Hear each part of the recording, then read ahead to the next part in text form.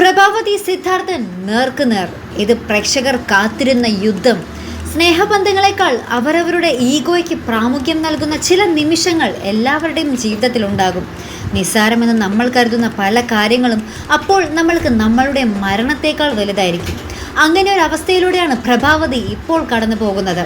ഈ ഒരു അവസ്ഥയിൽ അവർക്ക് തോൽക്കാൻ പറ്റാത്ത സ്ഥിതിയാണ്. കുടുംബാംഗങ്ങളെല്ലാം തൻ്റെ ഇഷ്ടത്തിന് വിപരീതമാണെന്ന് അറിയുമ്പോഴും അതിനെല്ലാം അവഗണിച്ച് തൻ്റെ ഇഷ്ടം സഫലീകരിക്കാൻ ഏതറ്റം വരെയും അവർ പോകും. ഇവിടെ മീരയെ നന്ദൻ്റെ ഭാര്യയാക്കാൻ പ്രഭാവതി ശ്രമിക്കുന്നത് അവരുടെ ഈഗോ വിജയിക്കാൻ തന്നെയാണ്.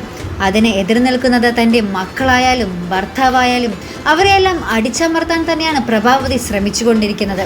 ഇപ്പോൾ സിദ്ധാർത്ഥൻ പൂർവാധികം ശക്തിയിൽ തന്നെ പ്രഭാവതിയെ നേരിടാൻ ഒരുങ്ങുകയാണ്. പക്ഷേ അതിനെ തടയിടാൻ പ്രഭാവതി ഒരുങ്ങിക്കഴിഞ്ഞു. അങ്ങനെ എളുപ്പത്തിൽ പ്രഭാവതിയെ മറികടന്ന സിദ്ധാർത്ഥന് ഗിരീഷിനെ മരുമകനാക്കാൻ പറ്റില്ല. പ്രഭാവതി എന്ന വൻമല എല്ലാത്തിനും തടസ്സമായി തലയുയർത്തി സിദ്ധാർത്ഥന് മുന്നിലുണ്ട്. പക്ഷേ സിദ്ധാർത്ഥൻ വിടുമോ? രാഷ്ട്രീയത്തിൽ പയറ്റി തെളിഞ്ഞ അനുഭവ സമ്പത്ത് ഇനി ഉപയോഗിക്കാൻ പോകുന്നത് സ്വന്തം കുടുംബത്തിൽ.